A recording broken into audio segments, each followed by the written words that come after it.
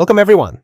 Today we turn to one of the most consequential topics in this entire course, the limitations, fairness, and bias of medical artificial intelligence.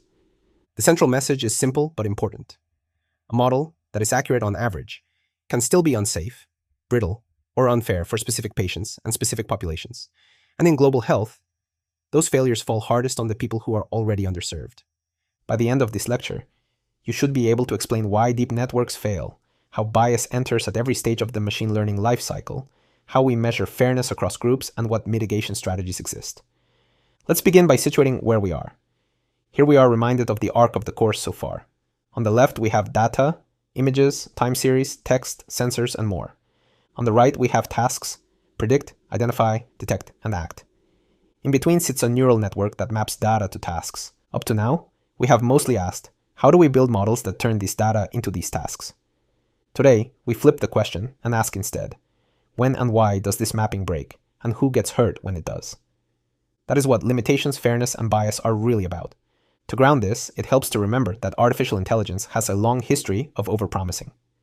Here we see the classic AI hype cycle, plotting the public's perception of artificial intelligence against time. It begins with inception around 1950 and 1956, rises to a first hype peak around 1974, then falls into the first AI winter around 1980. It rises again to renewed hopes around 1987, drops into a second AI winter around 1993, and then climbs steeply into the current exponential growth phase, reaching 2024. The open question, what is next? More growth, new winters, or something different? The lesson for us is humility. Each past peak was driven by genuine breakthroughs, followed by inflated expectations. And each winter followed when the technology could not deliver on its promises.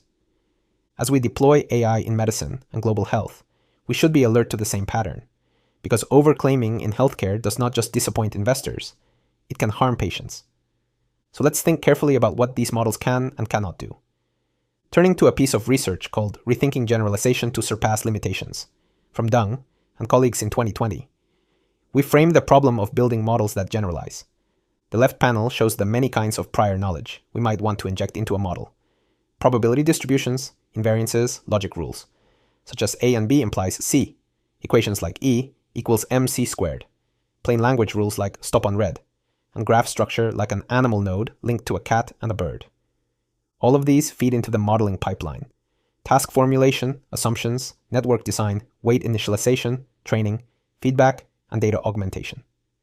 The right panels, labeled A through D, illustrate how data points labeled Y equals +1 or -1 can be separated by learned decision surfaces, and panel D shows real images being classified into concepts like vase, birdhouse, and head cabbage. The key idea is that generalization is not automatic. It depends on the assumptions and structure we build into the model. And when those assumptions fail, the model fails. Now let's look at a surprising and unsettling property of deep networks: their capacity. The bar chart plots accuracy against randomness, with training accuracy in yellow and testing accuracy in blue.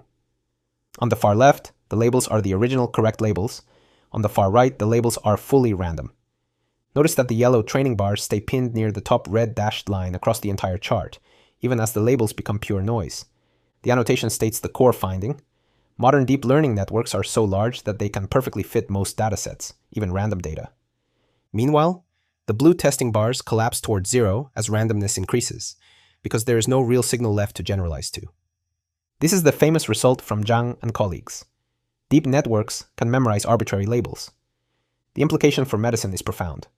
High training accuracy tells you almost nothing, because a network can achieve it by memorization, rather than by learning a real generalizable pattern.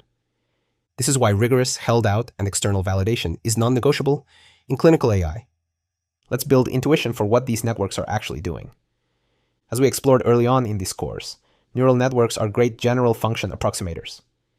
Here we see a scatter of purple data points with an underlying trend and no fitted curve yet. The claim is that a sufficiently flexible network can approximate almost any function relating inputs to outputs.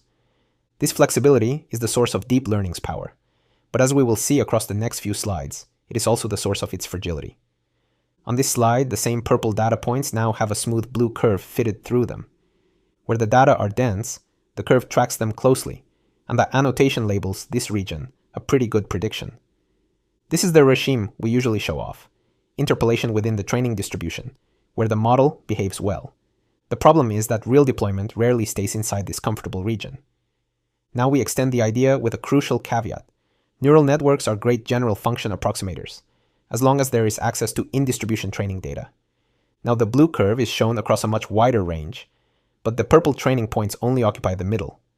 On the left and right, the red dashed brackets mark regions where there is no training data, and the curve does wild, unconstrained things, a tall spike on the far left and a plateau on the far right. The annotation captures the danger. Here, we don't know what our network doesn't know. Outside the training distribution, the model's outputs are essentially unconstrained guesses, yet it will still report them with apparent confidence.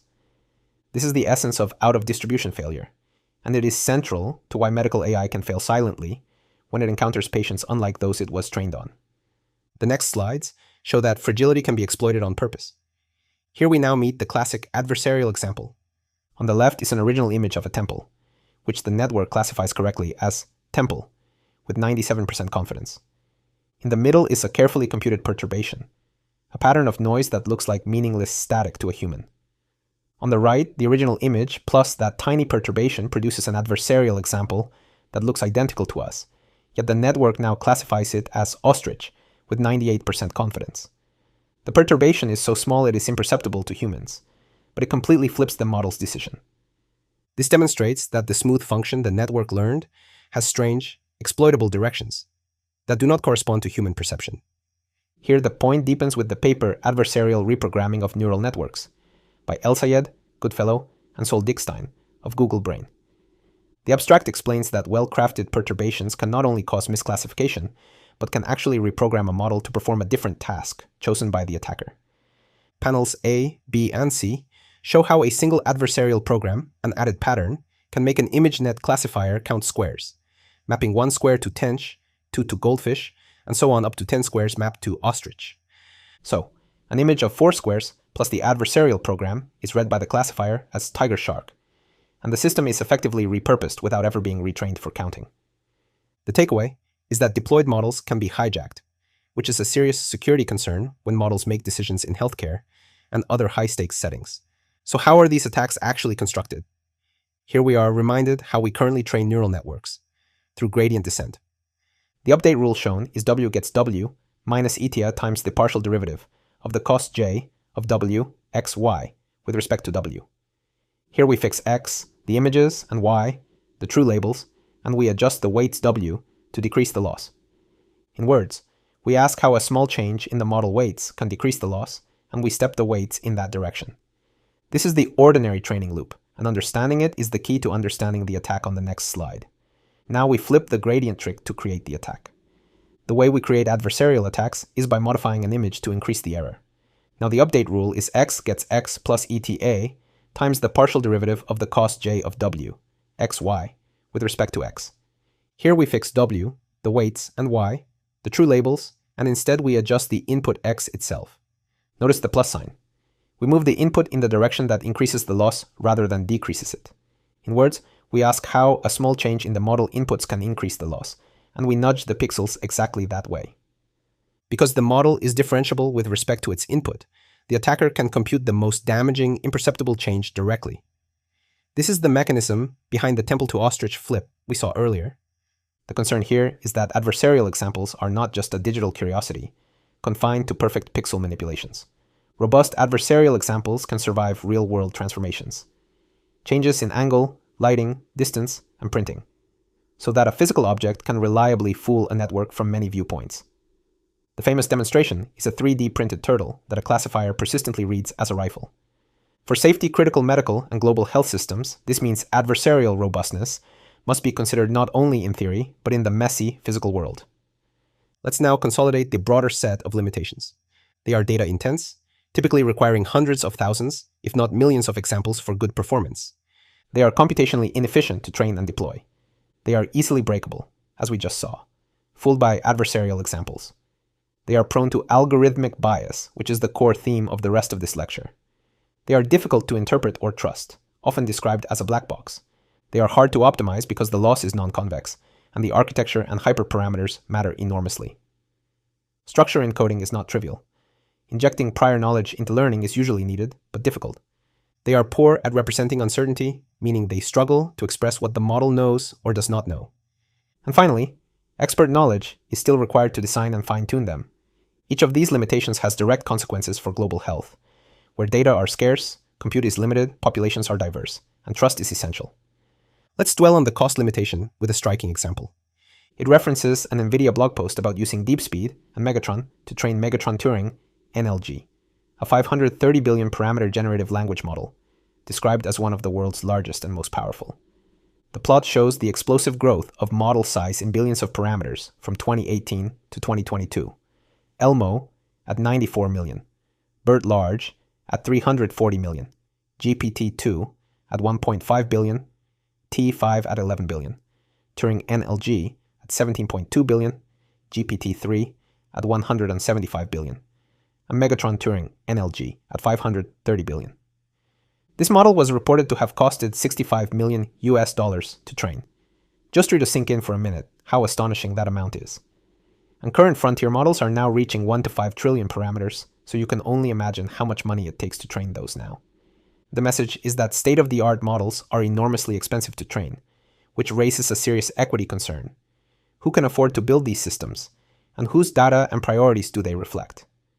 For low-resource settings, this concentration of capability in a few wealthy institutions is itself a source of structural bias. Now we address one specific limitation in depth: uncertainty.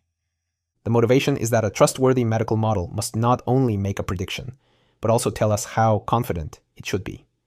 Standard deep networks are often overconfident, and in medicine, knowing when the model does not know can be as important as the prediction itself. Here, we contrast 3 statistical worldviews: Bayes, Fisher, and frequentist. Under the Bayesian column, inference is individual and suited to personal decisions, coherent and correct, synthetic in that it combines sources of information, and optimistic or aggressive. Under the frequentist column, inference is universal, optimal or accurate, analytic in that it separates components, and pessimistic or defensive. The Fisher column sits in between, marked by asterisks indicating a middle ground between these 2 poles. The point is that how we reason about uncertainty is a philosophical as well as a technical choice, and the Bayesian view in particular gives us a natural language for expressing confidence about individual patients. We now take a concrete example. An image, either a cat or a dog, combined with an OR gate, is fed into a neural network that outputs 2 probabilities, P of cat and P of dog. This is a standard classifier producing a probability distribution over classes. The next slides will show why those probabilities alone can be misleading. The example continues here, stating the key limitation. Uncertainty metrics would be useful to assess the network's confidence in its predictions. But notice the equation. P of cat plus P of dog equals 1. Because the softmax forces the class probabilities to sum to 1, the network is always forced to distribute its confidence across the known classes. So if you show it something that is neither a cat nor a dog, say, a completely novel image, it will still output high confidence for one of the 2 classes. This is exactly the don't know what it doesn't know problem in probabilistic form. Standard classifiers cannot natively express this input is unlike anything I was trained on. Proper uncertainty estimation, through Bayesian methods, ensembles, or calibration, is what lets a model flag such cases for human review, which is essential in medicine. Now we arrive at the heart of the lecture. Here the slide is a single word: bias. Everything we have discussed so far, brittleness, out-of-distribution failure, overconfidence, sets the stage for the central concern of this lecture, which is bias in medical artificial intelligence. Bias is not just a technical nuisance, it is an ethical and clinical problem that determines who benefits from AI and who is harmed by it. This algorithmic bias slide collects a wall of real news headlines to show that this is not hypothetical. Among them, racial bias in a medical algorithm favors white patients over sicker black patients. Millions of black people affected by racial bias in healthcare algorithms, describing rampant racism in decision-making software used by US hospitals. AI bias could put women's lives at risk.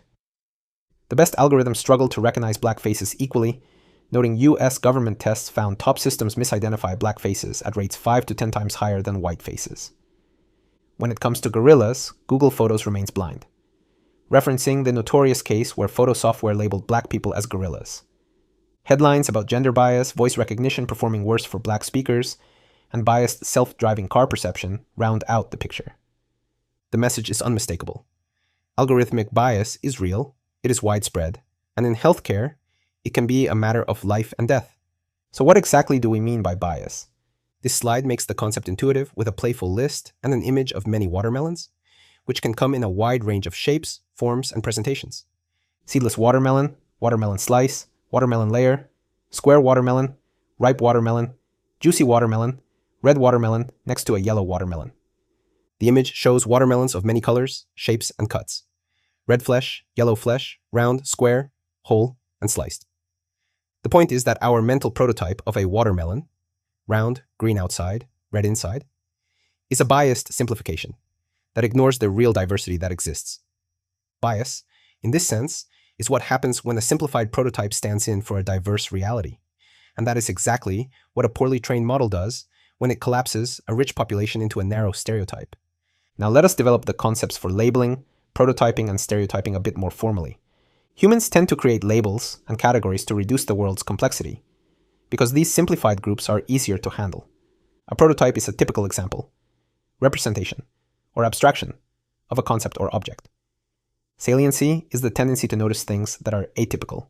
And crucially, stereotypes and biases arise when certain labels and features confound decisions. And this can happen to both humans and artificial intelligence systems. The gauge icon at the bottom visually suggests a spectrum from problematic to acceptable. The core insight is that bias in AI is not mystical. It is the mathematical analog of human stereotyping, where the model latches onto a feature that is correlated with, but not truly causal of, the outcome, a spurious correlation, or shortcut learning. Let's look at a landmark empirical example. Under bias in image recognition, we see the famous gender shades study by Buolamwini and colleagues in 2018. The table reports gender classification accuracy for commercial systems from Microsoft, Face++, and IBM, broken down by darker males, darker females, lighter males, and lighter females. For Microsoft, accuracy is 94% for darker males, but only 79.2% for darker females, versus 100% for lighter males, and 98.3% for lighter females, a largest gap of 20.8%. For Face++, darker females fall to 65.5%, with a largest gap of 33.8%. For IBM, darker females are just 65.3% accurate, with a largest gap of 34.4%.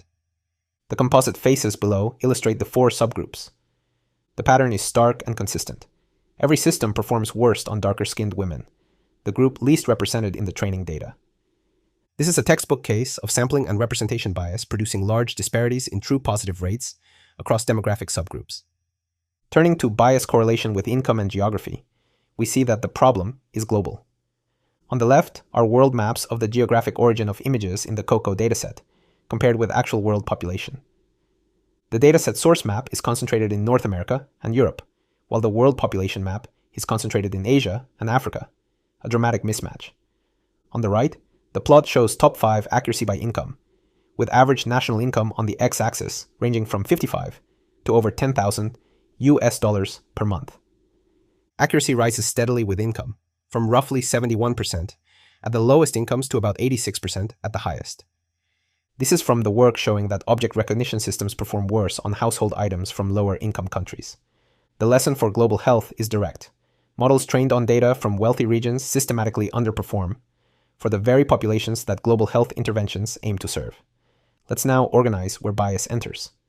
This slide lists 4 sources of bias in the AI lifecycle. First, data imbalances. In the source, class features, class labels, language, and structure of the data. This is where sampling bias, measurement bias, label bias, and historical bias all live. If the data overrepresent some groups, mislabel outcomes, or encode past inequities, the model inherits them. Second, training error propagation, backpropagation feedback loops that perpetuate certain data biases and can even amplify them. Third, model variability, the lack of a standardized framework for training and deployment, so choices in architecture and optimization introduce inconsistency. Fourth, evaluation variability, the lack of consensus on systematic and appropriate interpretability and performance metrics across subgroups. This last point is essential. If we only report average accuracy and never disaggregate by subgroup, we will not even detect the bias, let alone fix it. The famous Obermeyer 2019 healthcare algorithm is a perfect illustration of this life cycle failure. It used healthcare cost as a proxy for healthcare need, and because less money is historically spent on Black patients at the same level of illness, the algorithm systematically underestimated the needs of sicker Black patients, a label bias baked into the target variable itself. Let's look at a specific mechanism. Consider the bias from assuming a perfect world, which uses the ObjectNet study by Barbu and colleagues in 2019. On the left, expectation versus reality. ImageNet shows chairs in clean canonical poses, while ObjectNet shows the same objects: chairs, teapots, t-shirts, photographed by rotation, by background, and by viewpoint, cluttered and messy, the way objects actually appear in homes. On the right, the plot shows top 1 and top 5 accuracy for a series of detectors from AlexNet in 2012 through PNASNet in 2018, comparing ImageNet, overlap, and ObjectNet performance. The arrows highlight a 40 to 45% performance drop when models move from curated ImageNet images to realistic ObjectNet images. This is distribution shift, or dataset shift, in action. Models trained on idealized data collapse when confronted with the real, varied world. In medicine, this is exactly what happens when a model trained on pristine data meets the messy reality of a different clinic, scanner, or population. This slide shows how medical datasets can have shifts in distributions. It shows disease classification from pathology slides, with distribution shift among the hospital source, drawn from the Wild's chameleon benchmark. The training data come from hospitals 1, 2, and 3. The validation set is out of distribution from hospital 4, and the test set is out of distribution from hospital 5, both highlighted in red as OOD. Each column shows normal and tumor tissue, and you can immediately see that the staining color and appearance differ markedly across hospitals. A model can learn to key on a hospital's particular stain color rather than the actual tumor morphology, a spurious correlation and shortcut, when it then encounters a new hospital with different staining, accuracy drops. This is why external, multi-site validation across the actual populations and equipment of deployment is essential before any clinical model is trusted.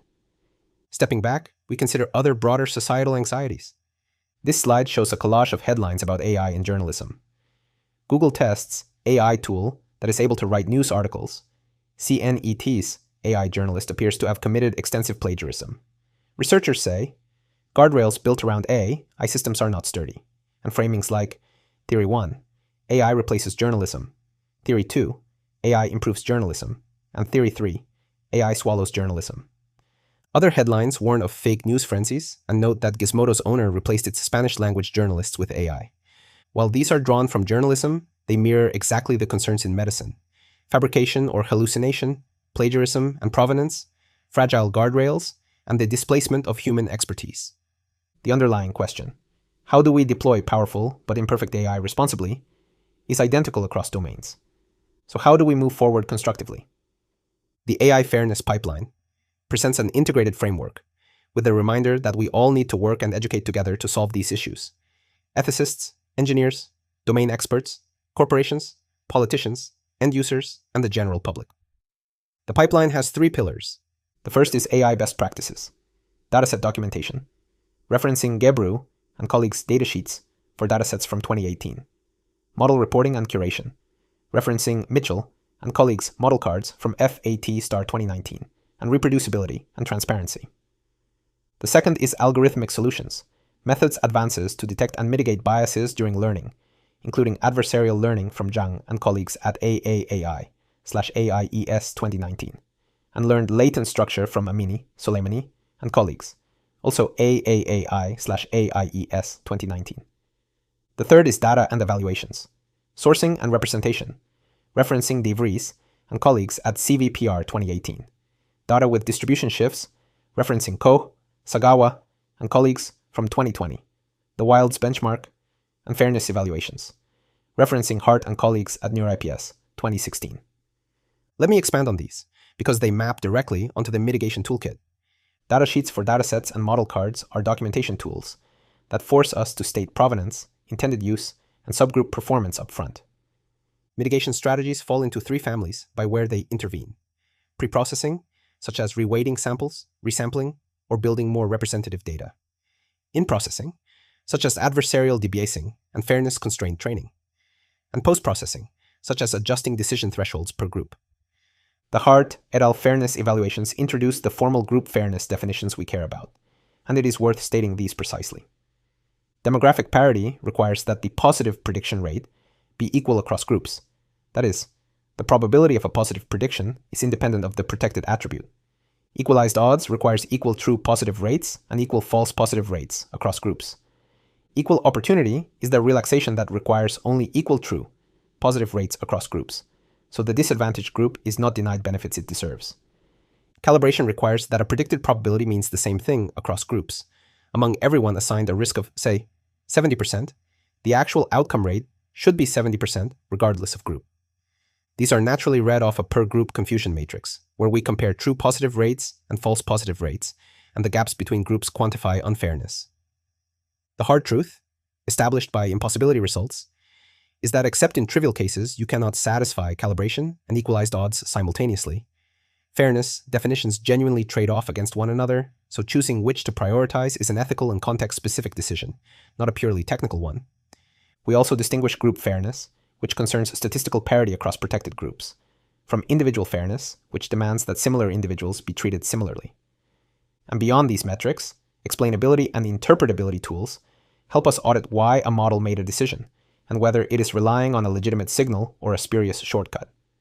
In global health, all of this must be paired with genuine ethical engagement, representative data collection, subgroup evaluation across the actual deployment populations, community involvement, and clear accountability for harm. Let's place today's lecture in the full course. For bibliography, the key reading is Fairness and Machine Learning by Barocas and colleagues, which is the definitive open access text on the formal definitions, trade-offs, and impossibility results we discussed. For software, Google Colab at colab.research.google.com lets you experiment hands-on with fairness metrics and bias mitigation without configuring a local environment. I strongly encourage you to go beyond reading and actually compute subgroup metrics on a real dataset. Build a confusion matrix per group, measure the true positive rate and false positive rate gaps, and try a reweighting or threshold adjustment to see the trade-offs for yourself. Okay, so let's wrap up. The main message from today is that accuracy on average is not enough. Deep networks are powerful but brittle. They can memorize noise, fail out of distribution, be fooled by imperceptible adversarial perturbations, and express overconfidence about things they have never seen. Bias enters at every stage of the life cycle, through unrepresentative data, proxy labels like cost standing in for need, error propagation, model variability, and the failure to evaluate across subgroups. The real-world consequences are documented and severe, from the gender shades disparities to the Obermeyer healthcare algorithm to distribution shift across hospitals. And in global health, these harms concentrate on the least represented populations. Fairness gives us precise tools: demographic parity, equalized odds, equal opportunity, and calibration. But they trade off against one another, so we must choose deliberately and transparently. And mitigation is possible through better data, in-processing and post-processing methods, documentation like datasheets and model cards, subgroup evaluation, interpretability, and above all, genuine collaboration among engineers, clinicians, ethicists, and the communities we serve. As you continue with your projects, always ask 3 questions. Who is in the data and who is missing?